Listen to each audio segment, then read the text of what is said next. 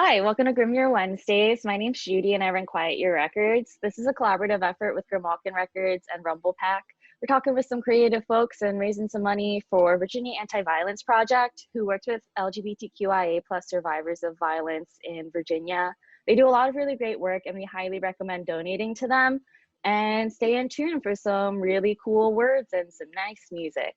Today we have on Grimalkin Wednesdays, Shawn Decker, who runs Middleman Records, is in a slew of bands, including Coma Regalia and Plague Walker, and a performance and interview with Eric Kemp, aka Infinite Bliss from Virginia.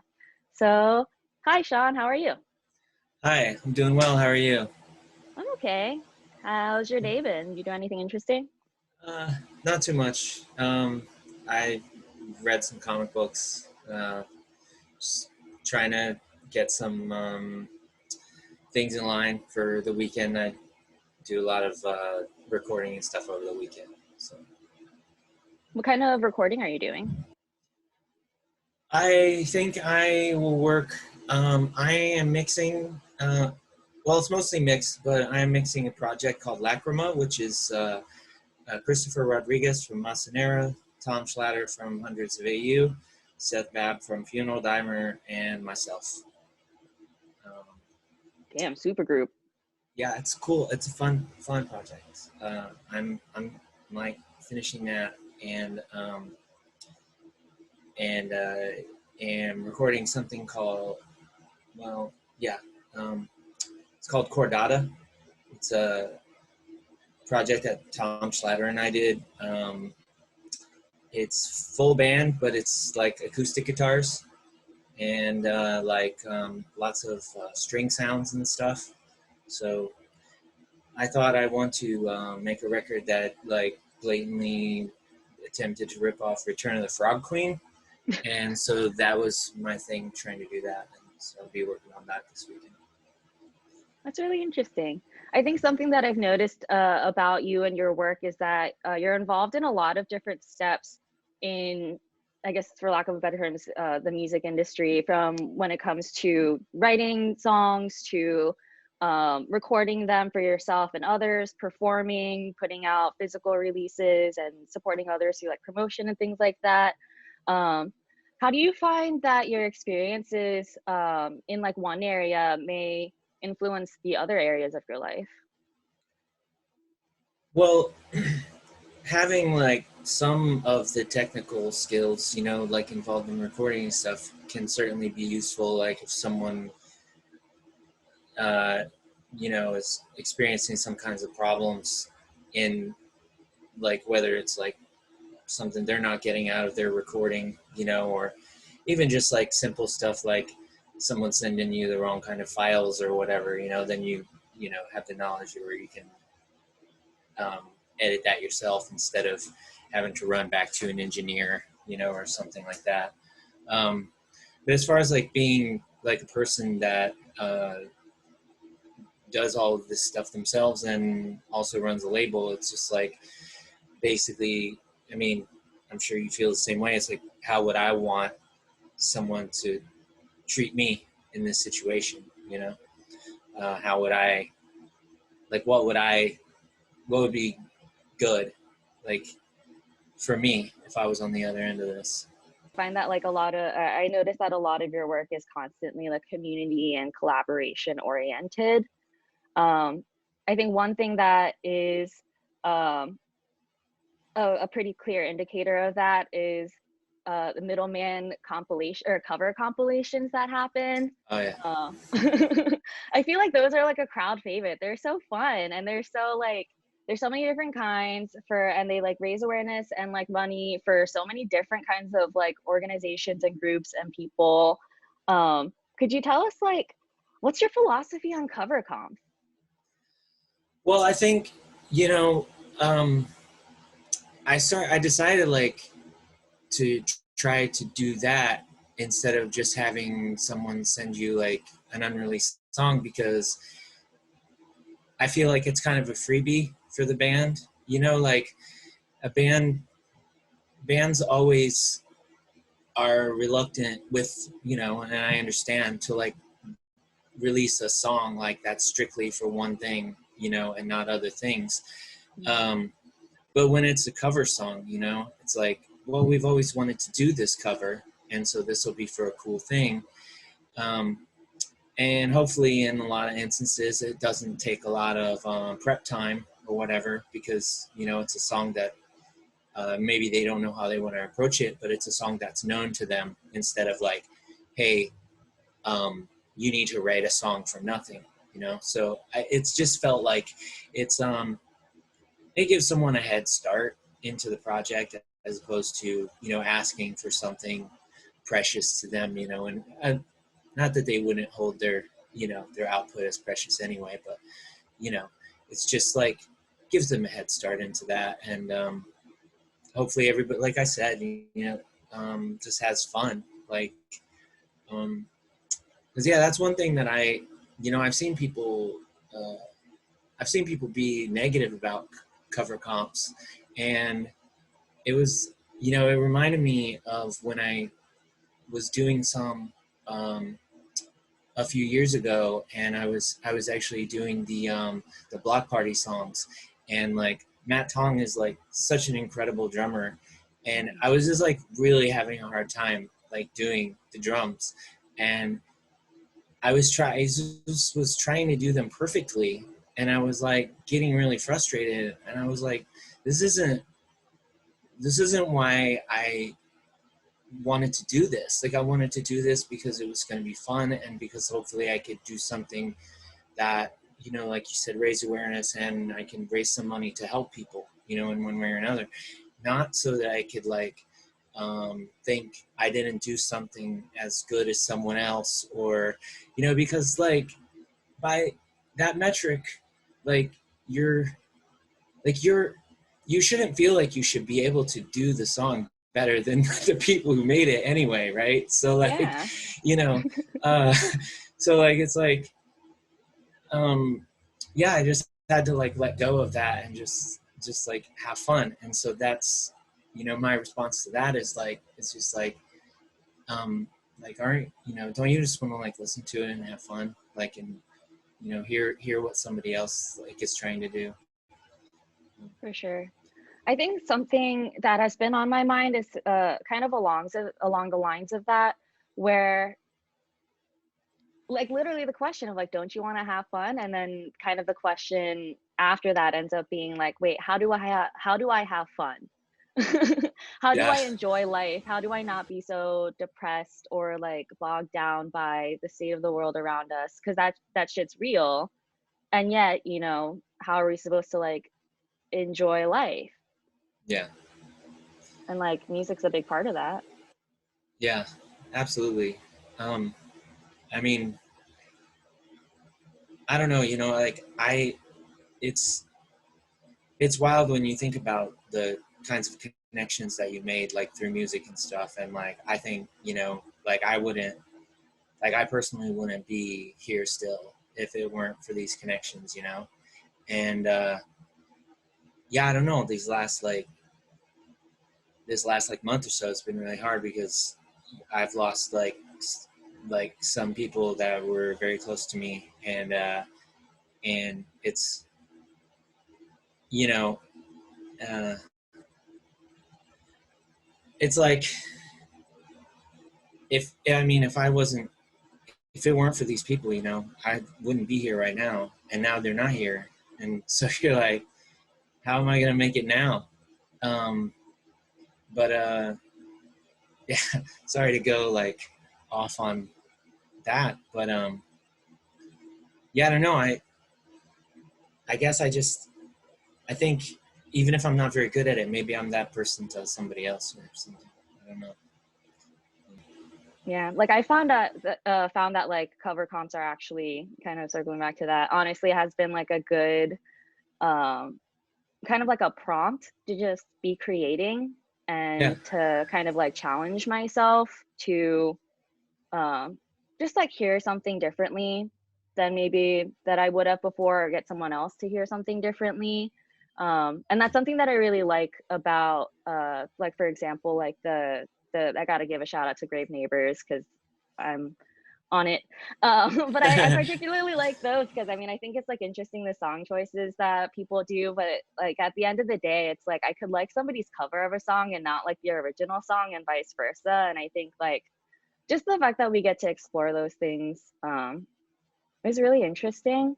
I have a question about kind of going back to like the community relationships that hold us together as people.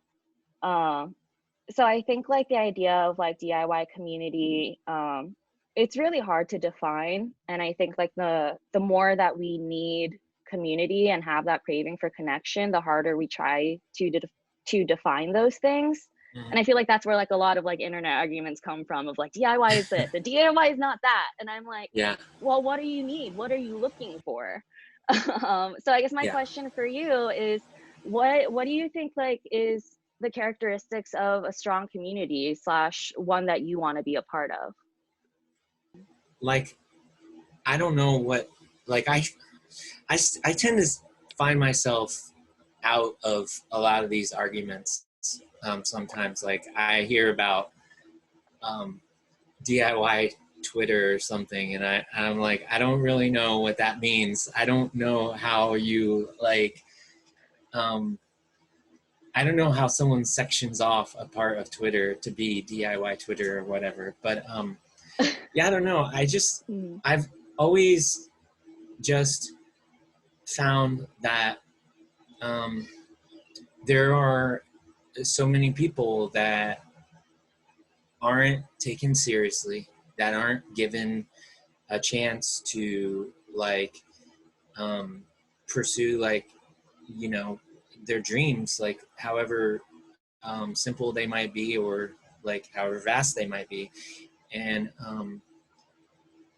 I just think that like if you can help someone, you should help someone, and whether that's like music or, you know, mutual aid, and like why can't the two things like, you know, be a part of each other? Then I've just always wanted to be a part of other people's organizations and efforts to help people, and just like try to invest people in projects that can also, you know, do some, hopefully some good. Like when people talk about like communities, like in the real world, I'm a little taken aback because I don't, like where I live, like on my street, like there, I mean, people are like, go out, talk to your neighbors, you know, and like I wouldn't do that, you know, because like Yeah. I was in I was on my sidewalk in front of my house, and someone from next door drove through this like little like lot and like called me like homophobic slurs. Like this is like where I live, you know? So I see people in like in my friends groups, you know, I see people like organizing, and I'm like, this shit is so tight. But I live in Lafayette, and like these people, they don't want to know me. They don't want to, you know, like I don't go outside looking the way that I'd like to look, and I don't like, yeah, I don't like. There's some people across the street. There's like one people across the street. If shit hit the fan, I'd be over there with them. You know, like there's those people, and then there's and I mean, I don't know. I wish it wasn't like that. You know, I do see like we, you know, in the past when I used to do a lot of shows, we used to do food drives for the local food bank, and I do see people at the food bank. I know there is like, you know, I don't know how to break like those. I don't know how to break those walls, you know, like I don't know how to go to, you know, next door to the person who just called me, you know, this or that, and be like, hey, you're right. You know, I am this or that, but like, why is this a problem, you know? And I mean, it's like,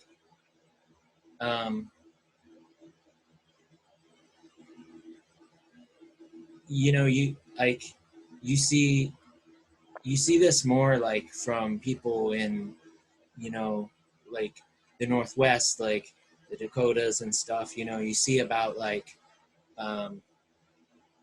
the, whatever they're calling, like how like people just perceive like weakness, and like but that's how it feels around here a lot too. And so that's why like my like virtual community or whatever is like that much more important to me, because I mean, even like my like father-in-law and stuff, like, you know, it's just like, that's how people are around here. And it's that whole like, you know, that capitalist mindset that like, well, like people like this are the problem, and everyone thinking they're only like one step away from like having the American dream, and then like, you know, who are all the rest of these people to defy that, you know? See, I don't know if I answered your question. Sorry. I think you did. I don't think you have to apologize. I mean, that made me think a lot about like, I appreciate that you bring up the idea of like having this like mostly internet based community that does like branch out into real life. And then there's the Less parts so of real now. life. Yeah, less so now for sure. And then there's the other part of, you know, the rest of the world that is not connected to any part of that internet aspect of your life. You know what I mean? Like there's these people who don't know anything about us at all, other than, you know, what they see in front of us or in front of them. And that's kind of like an interesting place to live in, just like as people who have to live around other people. I particularly have a question about the ways that like, I know that as like as young people, like the internet, or for young people, like the internet is just kind of like, that is like a center part of building identity and friendships and connections and stuff like that. Do you find that for your kids? You have 2 kids? 1 kid? I have 3.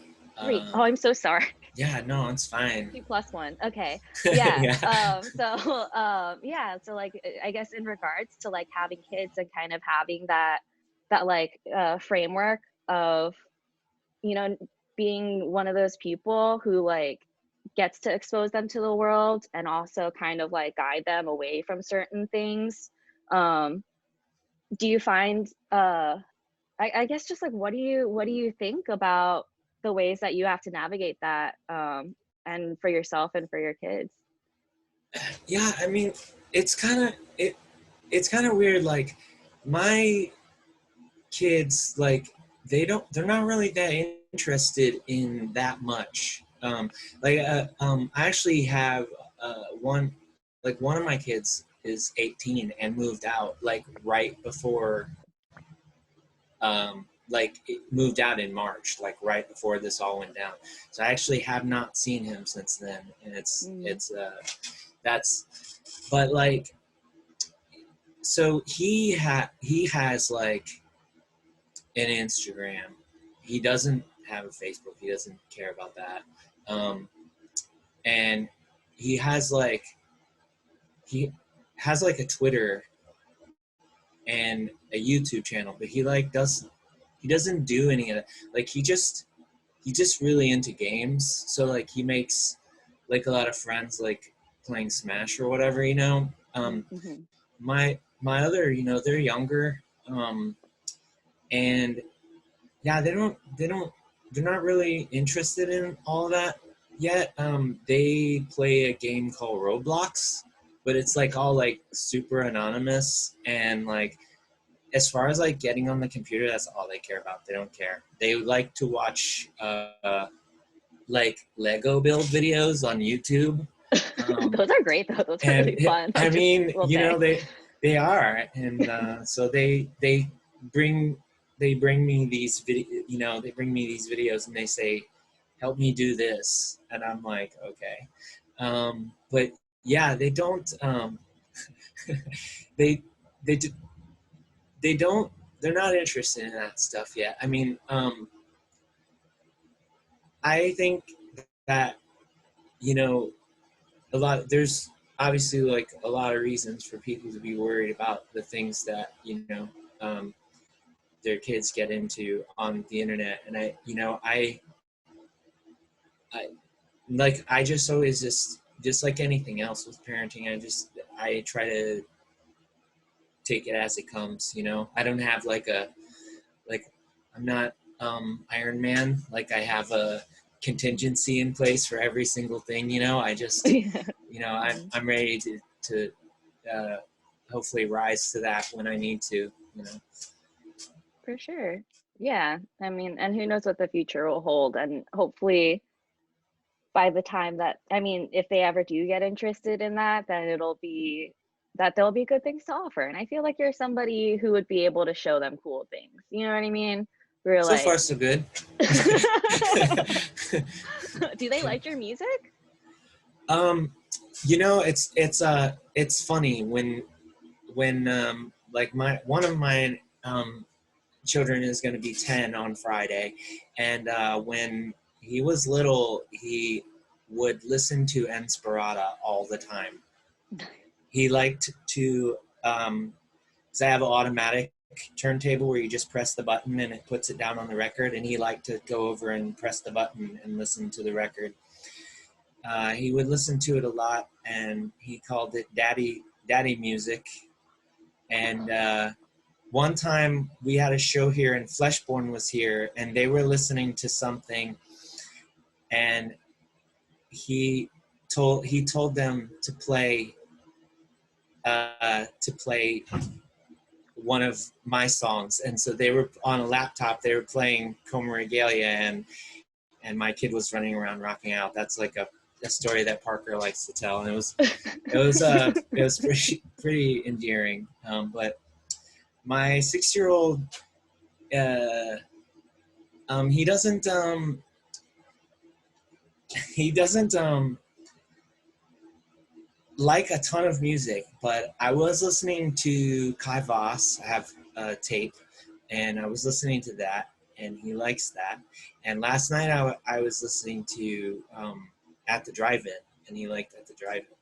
And so that was cool. So I was like, you got to watch some videos of these people play, because it's amazing. And I went over and I pulled out the record and showed them the record and stuff. So, yeah, it was cool. Usually what he says is that he likes, like, I'll say, do you like this? And he says, I like stuff that's more extreme than this. I don't always know what that means, but yeah, I'm like, okay, show me. Like, I'm ready to receive this. Like, I'm always looking for the next, one up on, like, oh, this isn't, like, these blast beats and this, like, these guttural vocals aren't extreme enough. Like, show me. Like, hey, I listened to your demo and my kid said it could be heavier. I just think, yeah, maybe go back to bricks on this one, and try again. I think that's actually that kind of takes me to my next topic about your involvement with like tapes and records. So I read this interview that you did with Heavy Blog is Heavy in 2016. Oh, must have been a while. Yeah. So there was this section that I really liked. I'm going to read it aloud, quote unquote, Shawn Decker, 2016. When I was growing up dreaming about playing music, the idea that my band would have music that people could listen to and buy on tape or vinyl was just too much to imagine possible. Just being able to make that thing was all that mattered. To be able to do that is a dream come true, and I'd like to think that that's what we're doing when we press a band's record, making that dream come true for them. To be able to do that is amazing. So my question for you is, what's your dream? At this point, I don't know, like it's like the last part of that statement, it still rings pretty true. And I I really like it's doing a label, like sometimes like it is so much work, and it might feel a little bit like underappreciated or whatever when you're it's really like 2 whole days doing this and spending an hour at the post office and whatnot. But it's not like I can't pretend it's like a completely like selfless endeavor, because that satisfaction that I get when like it's somebody's first time having a record of theirs in their hand is like, it takes me back to the first time that happened for me, like when the new Plague Walker came out. Like I think like because the postal service has been so screwy through quarantine and stuff, Mhm. you can't rely that as much as you used to on tracking numbers or whatever. And so I'm texting Anae like a few days in a row, like, did you get the record yet? Like, I'm just so excited for her to get the record. I mean, you did have a 10-inch before, but I just wanted to know like the second that she got the record, and like what do you think? What do you think? And you know, and it's that kind of experience that's like it. I still hold it like really close to my heart, just like um, seeing like bands post when they get their first vinyl, or just seeing like on Instagram or whatever when someone tags you and you're like, this record is in Italy, and you're like, that was in my basement like a month ago and now it's in Italy. And like, that's really cool.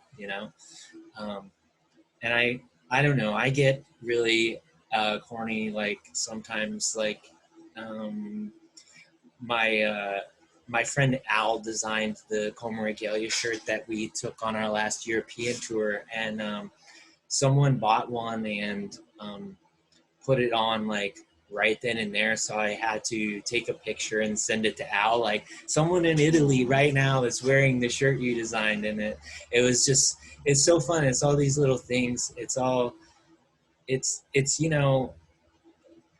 all these connections that you make, like, and just like seeing people be proud of the things that they've done, and like helping people facilitate, these different things in whatever way. I've always, even like, if I can't help somebody with their record, I mean, I don't know, I don't have a lot of money. I don't know how I keep doing this, but I'll be there like every step. I'll say, do you like try these, try this, try these labels, or if you're going to do it yourself, try these plants, avoid these plants, and I won't get into that too much, but if you ever need to know which plants to avoid, do hit me up. Yeah. But yeah, it's all these things, like part of you like wishing someone would have told you these things, and part of you knowing that there was somebody there that did tell you some of these things, so just trying to like fill those gaps. It feels For sure. it feels important. I agree. I think it is important too. Are there any ways that we can support you right now? Well, yeah, I mean, there's always Bandcamp, the Middleman Records .bandcamp, and yeah, there's there's the store envy page. I don't know which works better for people, so I just have them both. Yeah, no, I have one more question for you. which is, if there's anything that you could just say to the world, what would it be? I would say that you can do it. Like, you absolutely can do it. And I wrote a word on my marker board a long time ago. The word is bricks. This is one of those really corny things, but you know, I just think that a lot of times the obstacles that people have in their way, like when it comes to creating art, I'm not talking about like commercial, financial success or whatever. Those kinds of obstacles are other things.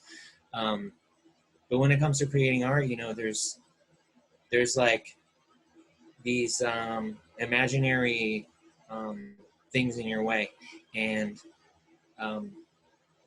you can think that like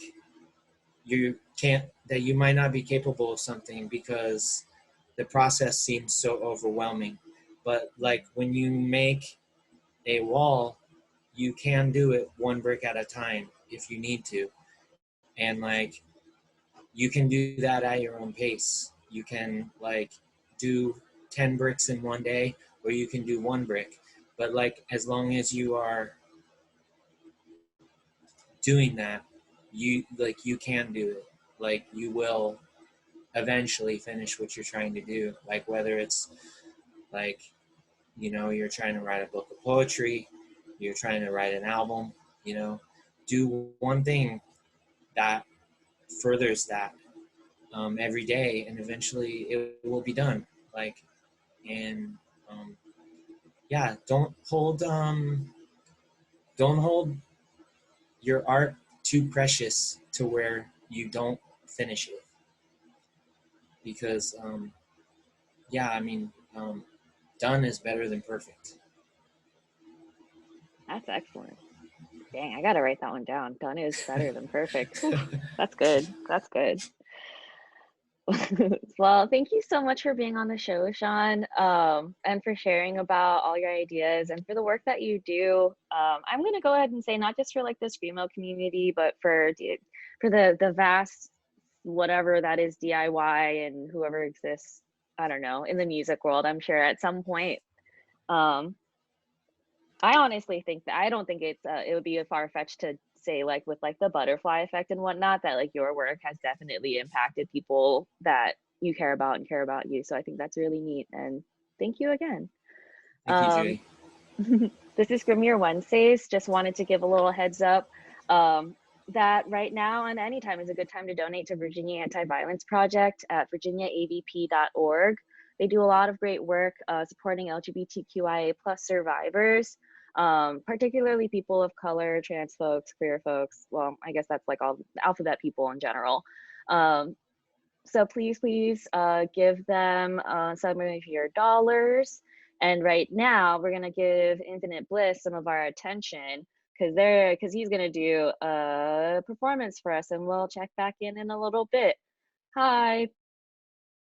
Hi. I'm good to go. Okay. This is Infinite Bliss. Thanks for listening.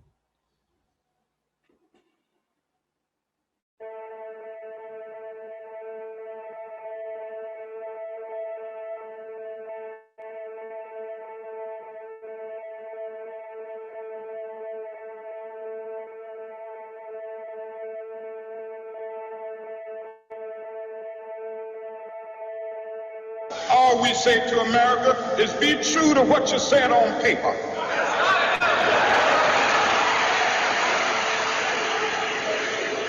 If I lived in China or even Russia or any totalitarian country, maybe I could understand some of these illegal injunctions.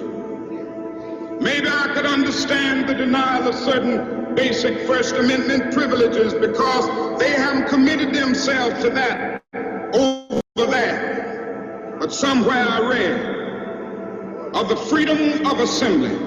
Somewhere I read of the freedom of speech. Somewhere I read of the freedom of press. Somewhere I read that the greatness of America is the right to protest far right.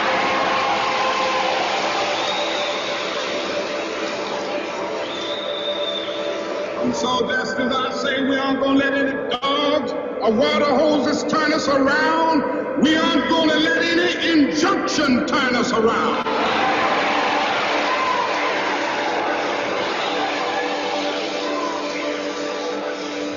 Well, I don't know what will happen now. We've got some difficult days ahead. But it really doesn't matter with me now, because I've been to the mountaintop.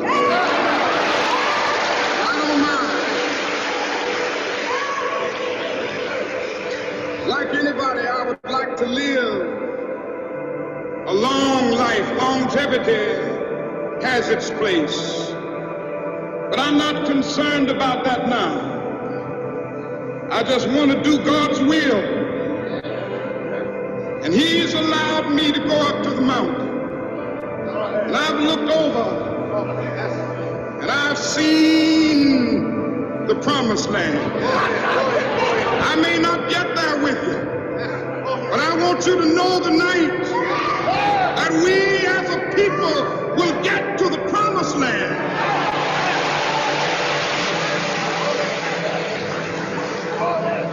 So I'm happy tonight. I'm not worried about anything. I'm not fearing any man. Mine eyes have seen the glory of the coming of the Lord.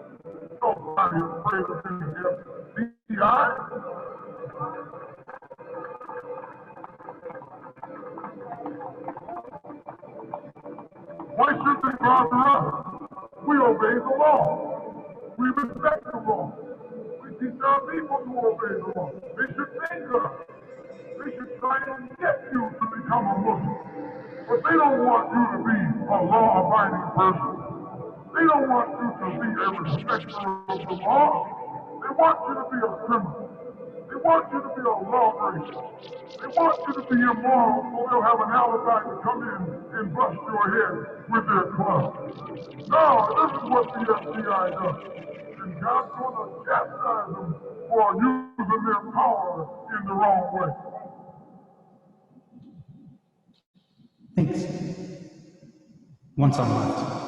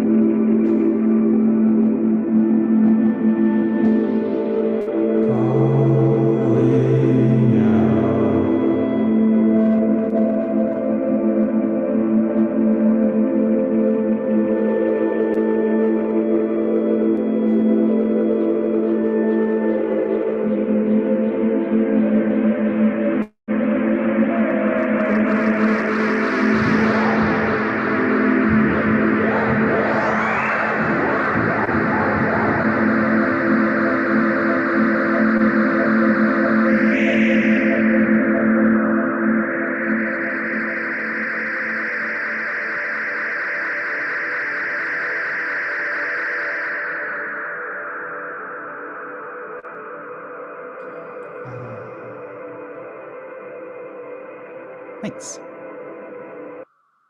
That's all I've got. Oh, thank you so much. That was so good. But yeah, how are you? How's your day been? Good. It's been pretty good. I worked until 5, so that was chill. But yeah, it's been a pretty cool day. Very relaxing day. What do you do to relax? I don't know. Music helps me relax, and I don't know, hanging out with my partner and my dog helps me relax, and I don't know. I smoke, I guess, but I don't know. Just it feels like I try different things every day, so I haven't really caught a consistent relaxation mode. Maybe one day.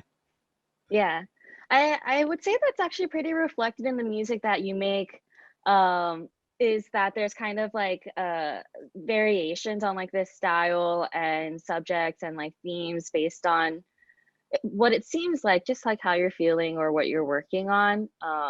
Like for example, I was looking at is it called Drug Punks? Yeah, or is it much. just the album too?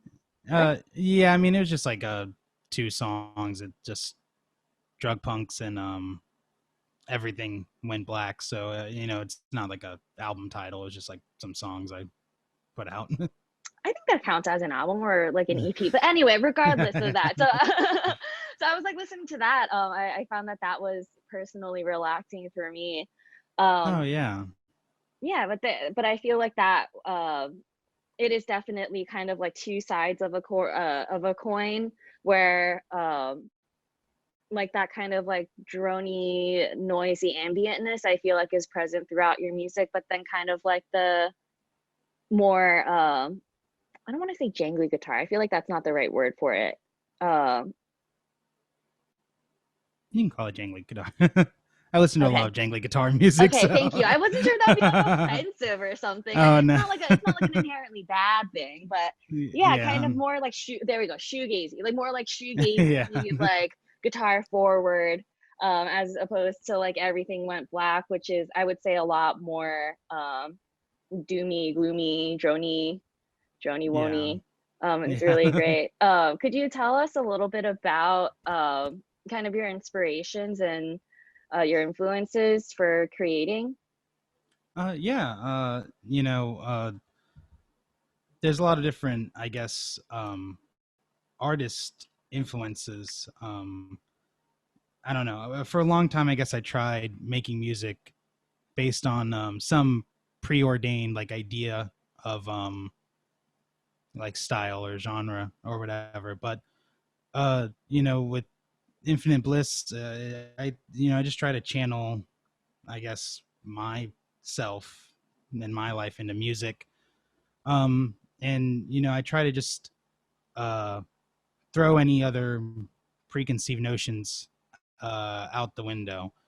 Like I guess one of the bigger influences, more specifically, is I'm really a big fan of Tim Kinsella, who's he's a singer of Cap and Jazz and Joan of Arc and some other bands, and Joan of Arc is kind of like its own art project thing, but he has like a new band called Good Fuck, and it's just some weird electronic stuff. But this guy, it's not like he's like a big musician, but like a long career, and now he's just like putting out something that sounds like he recorded it in 5 seconds in his bedroom, and it just totally, I mean, that sounds kind of corny, but it like totally kind of changed how I started to perceive myself putting out art. It's not, I kind of try to throw away a lot of the preconceived notions of like success and stuff, because at this point in my life I'm almost like 30, so my idea of success is kind of non-existent. So but it's really just trying to make art that for me sounds like me and feels like me and doesn't sound like I'm specifically going out to make a certain style or like whatever. Yeah, for sure. I think it's interesting that you bring up like Captain Jazz, and I feel like at least in like my circles and like in kind of like emo scenes that I've been a part of, Captain Jazz has been regarded as like kind of like a foundational, like seminal artist to, or like band to like know of. Like if you're into emo, you have to know Captain Jazz. And so Yeah. it's like, but it's interesting because like we know that name, and then to think past that into who the artists slash artists are behind the name. Um, yeah, Yeah, for I think sure. it resonates with me a lot, kind of feeling the validation of having someone who, I guess, according to the masses, is objectively great, and then Yeah. doing these things that inspire you, and then kind of bringing that to like, you know, where you are at home in your life now. I think that's really interesting. Yeah.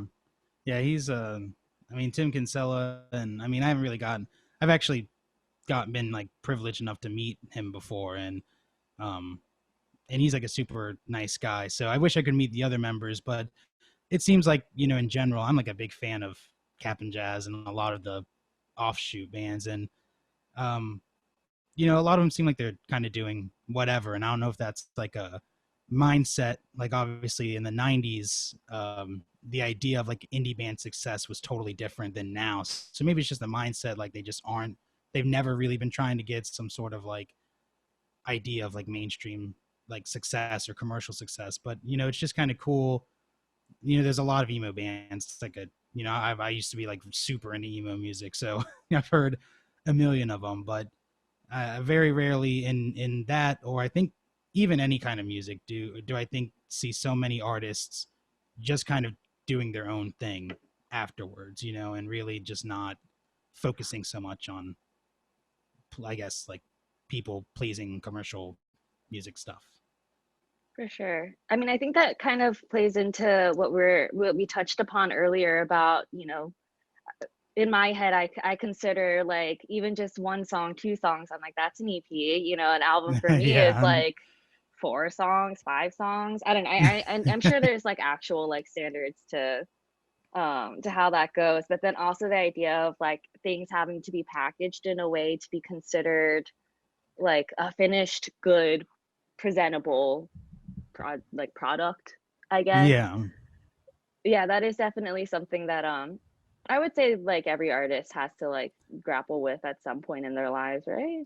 Yeah, I mean, I think, I mean, I guess it depends, because there's definitely like obviously there's people who go into music with a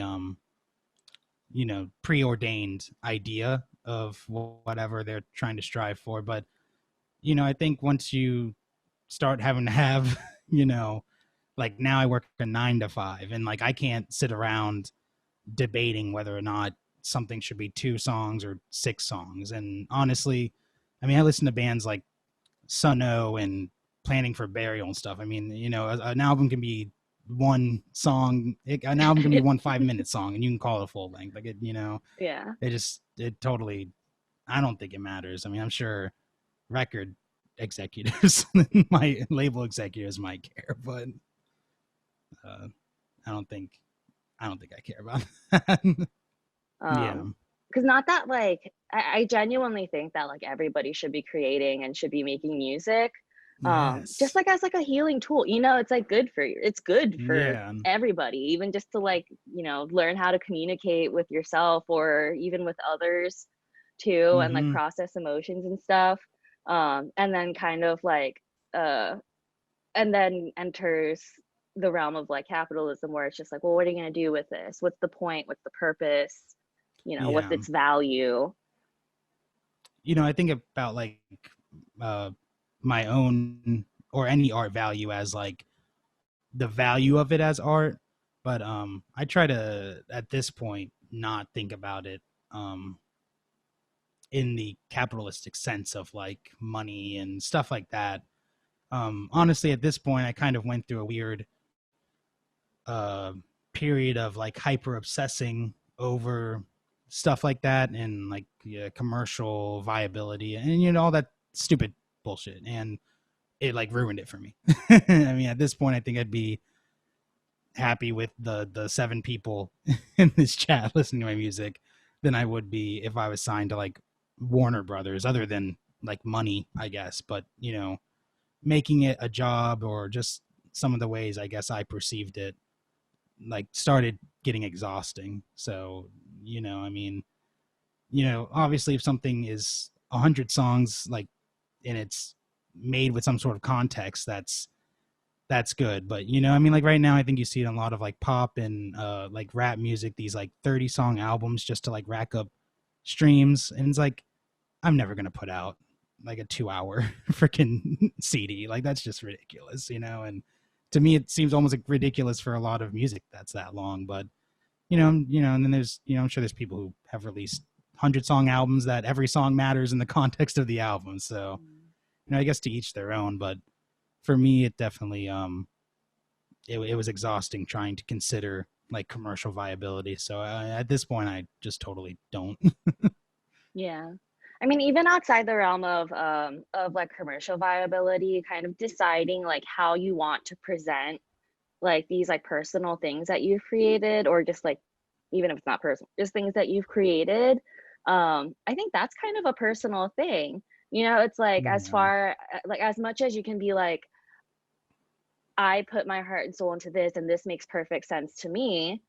That may not be the same way for other people, you know, like people have their own perceptions and whatnot. And in like the best of ways. Because I know that like a feeling that I like is when someone hears something that I've made and they hear something that I didn't. Or like they like notice something that like I wouldn't have noticed about my own music, or like, oh yeah. yeah. So I mean that kind of shit's like really cool, but that also, I don't know, it's weird thinking about what other people think. yeah, and it's for me, it's almost hard to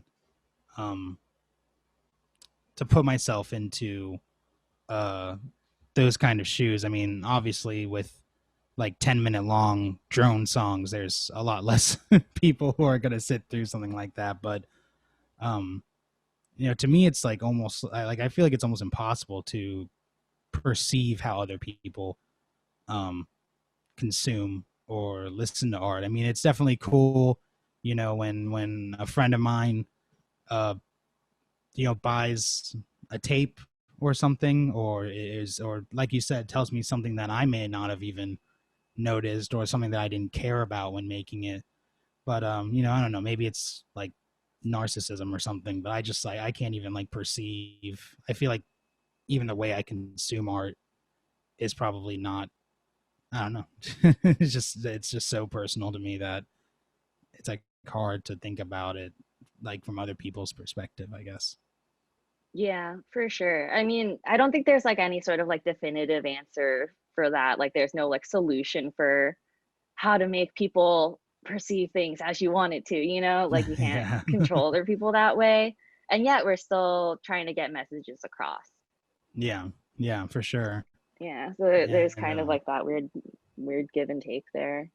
Yeah, for sure. And I think that's important. I mean, I think most art I consume has some sort of like message behind it. And even like for myself, I find it hard to write about a message. You know, a lot of my lyrics are kind of just off the top of my head, kind of nonsense. So that's why I started doing like the samples and stuff, because you know, someone like Malcolm X, or, you know, even if it was something that was apolitical, you know, could probably describe that better than I could, because I find it very, you know, in the same aspect of like not understanding how other people consume art, I find it hard to put into words like how I feel. You know, if I didn't feel like it added something to it, the music would probably just be instrumental, honestly. Yeah, for sure. I mean, I think that's an interesting point that you bring up by sampling other sounds. Because to me, that's kind of like a taking of a direction of how to perceive something else, and then giving it context into your work. kind of like you were saying before about like how like something could fit like into the context of an album or a piece of work or like a song and whatnot. So you're giving it context. That's really cool. Yeah, for sure. I mean, like to me, a lot of it is just like I find it easier like to listen to like a 15-minute Malcolm X speech if you're not like trying to do that. I mean, that can be exhausting, you know, especially when you get into, I think, more serious political or social speaking and stuff.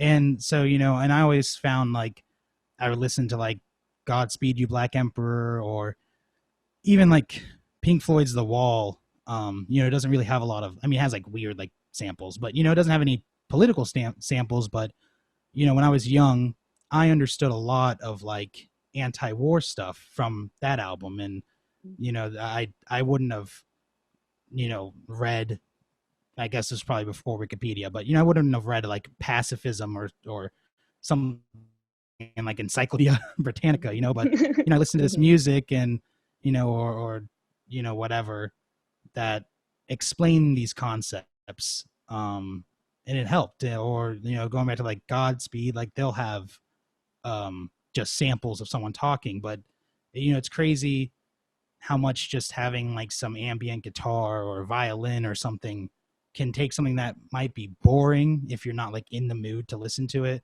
and totally transform it into an educational or just, you know, purposeful thing, you know what I mean? Because I mean, you know, I hate listening to speeches, but, you know, put someone playing like one guitar chord in the back and all of a sudden I'm like, I'll listen to this whole thing, you know? Mm-hmm. I mean, that's the thing with like ambient artists too. It can be like, oh, I love this song, and I'm like, actually, that's the radiator that's been chugging along for 30 minutes. Yeah. Yeah.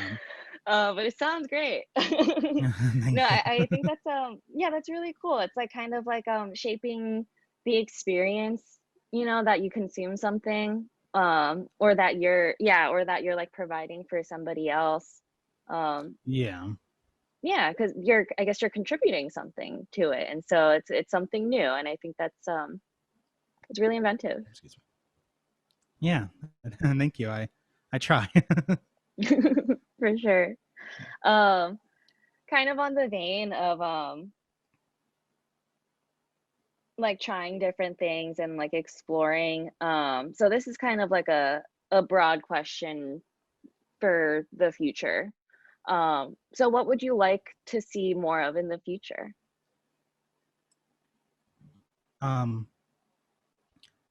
Like just speaking generally, like Just like whatever the you world. want. Yeah. I mean, there's a lot. Right now, I guess the thing that's been on my mind is I'd like to see people, I guess, as a whole, move into radical action to move away from, you know, capitalism, but also just the current state of what's going on in America or the world. You know, without getting into like left right talks. I mean, it's going to take radical action to get out of it. I have my own opinions of what that is, and other people obviously do too. But the point is, what is happening right now is not helping really. You know, the majority of people in the world, and at the end of the day, I think people need to really consider outside of what,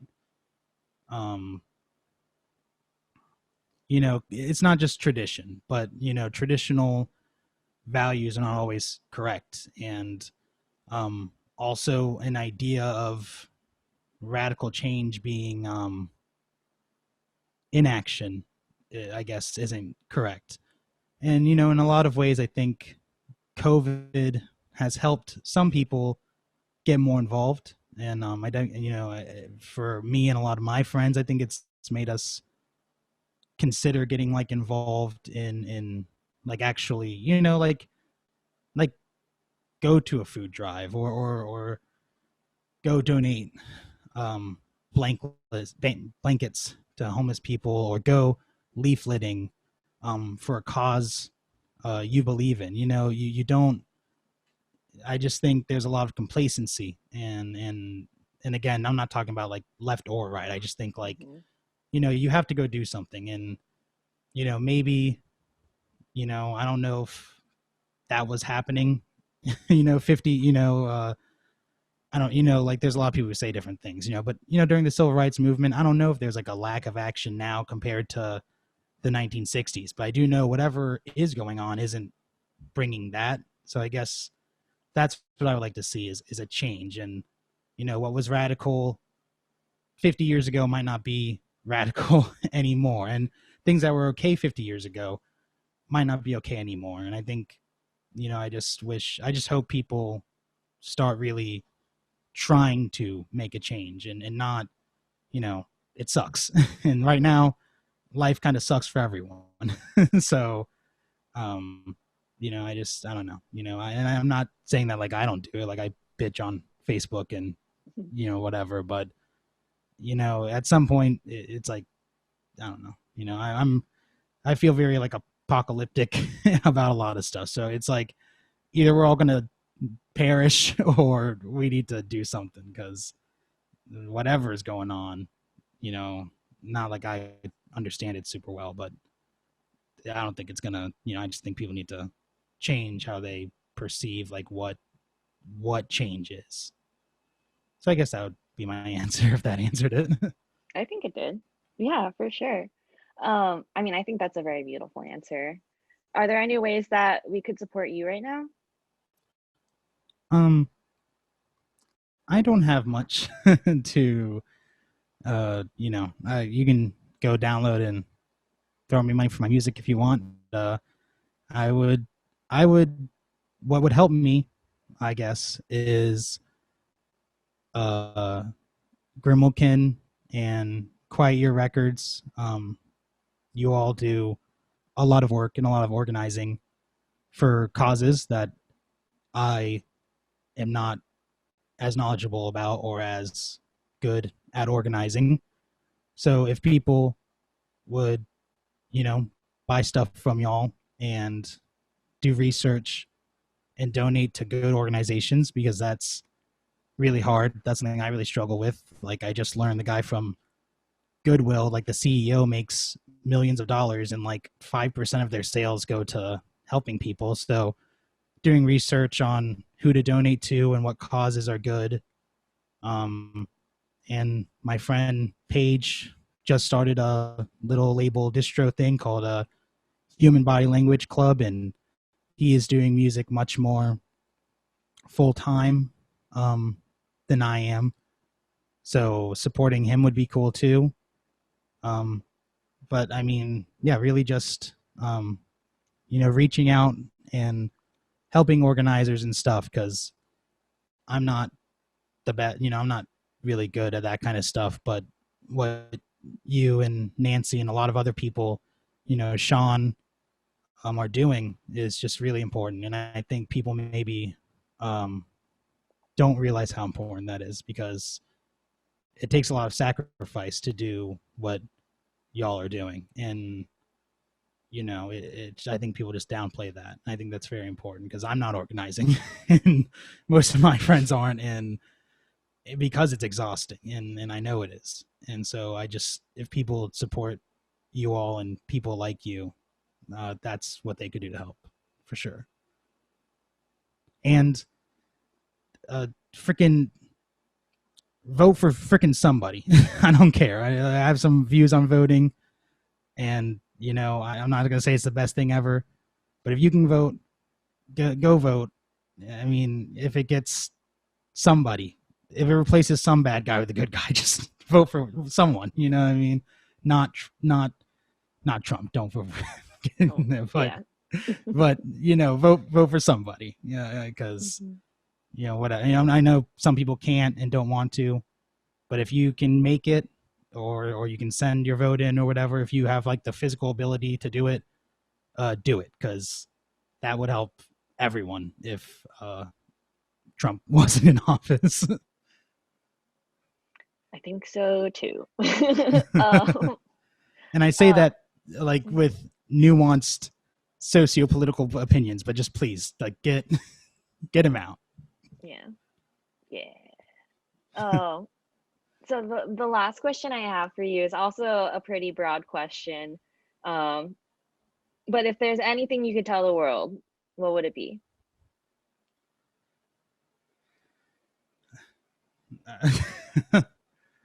That is a broad question. If there's anything I could tell the world, I don't know. Educate yourselves, I think, is probably the most important thing I could say that I don't think somebody somewhere will be, having a problem with. But educate yourselves. Education, it's so corny to say, but it's one of the most important things you can do for yourselves. And there's a lot of misinformation, and there's a lot of misinformation that can change what could be a good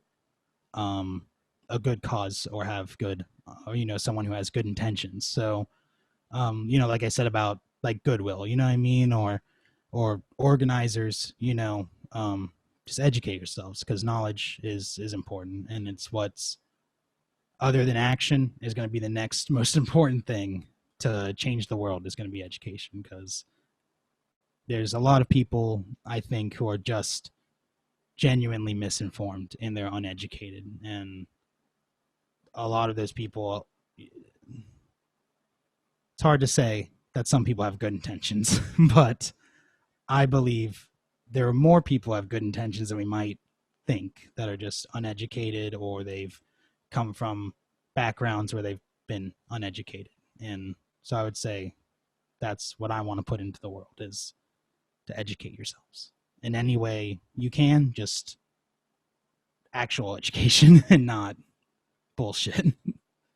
Yeah. So like, even if, just wherever you're at, just like acknowledge wherever you're at. Yeah, for sure. Yeah. And yeah, I mean, like you said, even taking a step back, I mean, in the year or so, maybe 2 years that I've known Nancy, and gotten to meet a lot of, like, gotten to meet you and all the Grimalkin community and stuff. I mean, even that has been, vastly educational, and for me. And it's not even like I've had a lot of deep, like, philosophical conversations. It's just, I've just met people. And I guess that's, also another point, is to really, and this is also, I think, kind of something a lot of people say, but to really hear people. And that's like something a lot of people say, but you gotta listen to people, because you can't understand what they're going through if you're not listening. And that's a big part of it, I think, too, is a lot of people listen for when they can talk next. And you're not learning, you're not getting a perspective on something that could be important if you're just waiting to say something shitty or argue or whatever. But sometimes you do need to argue. I'm not saying that. Mm-hmm. It's very hard for me to talk apolitically, and I don't want to bring some of, like, I can be off the cuff sometimes, so I'm trying. It's hard for me to not be. Well, I think everything's political. Yeah. I don't separate any of that, so it's fine. yeah, I guess that's true. I mean, it's just there's people who think their gun rights matter more than fucking people, as if when the government wants to take our guns, which they probably will at some point, I'm sure, they're not coming to your house to take your guns. I mean, it's going to be give me your guns or a drone strike, and people want to pretend that is like a better freedom than, you know, sexual freedom and gender freedom and race, you know, equality. And it's fucking bullshit. And people need to get the fuck over that nonsense, you know. I mean, you know, and that's a complicated issue. You know, I'm not saying gun rights aren't important, but you know, that shit, and then the Christian dogma nonsense, like fuck that shit. That is stupid. It's absolutely ludicrous. But you know, I think for some people, maybe not all, you know, they've gotten some idea in their head, like I was saying earlier, and it's just all about arguing. You know, they see whatever, you know, they see someone post something that's pro women's, you know, bodily autonomy or something, and it's like, you know, if you think about it for a second, you realize that it probably doesn't make any fucking sense to try to ban abortion or whatever, birth control. You know, I don't, you know, I'm not super, you know, I'm not, you know, I don't know about all that, but you know, and it's like, instead of gearing up to say some fucking nonsense about God, like, you know, just think about it. You know, think about how you would want to be treated. You know, some people probably do feel like it's one thing is wrong or whatever. You know, some people probably do genuinely believe that, but most people, they're just waiting, and they're just waiting to say something shitty, and they'll never, as long as you have that mindset, you'll never understand it. You're never going to have a perspective of what it's like to be on the other end. You know what I mean? You know, and I don't know if like I can speak a lot for like the liberal side of that, you know, because I think most leftism is like good, but you know, I just don't think that. I just think people need to listen and not just be ready to, you know, call you the F word as soon as you're done talking, because that's what like most conservatives I've met, and I'm sure most everyone in this chat has met, that's all they've done is wait to say some baloney that has nothing to do, like God has nothing to do with black people being hung, like I'm sorry, or you know, or queer people being beaten, like that has nothing to do with whatever right-wing stupid shit that people want to talk about. So they need to get over themselves. I mean, I probably need to get over myself too, but you know, I'm not screaming profanities at people. So Education is what it's all about. Yeah. Education, and then, you know, like incorporating that into your life and listening. I think you're spot on. Those are like, yeah, there's no like definitive answers to things, I think, but yeah, education, believing in yourself, like Shawn is saying, that you can do things. Yeah. Yeah, like that's Yeah. real shit. Yeah. And, you know, and I also, you know, one thing I think Shawn said that was really cool was talking about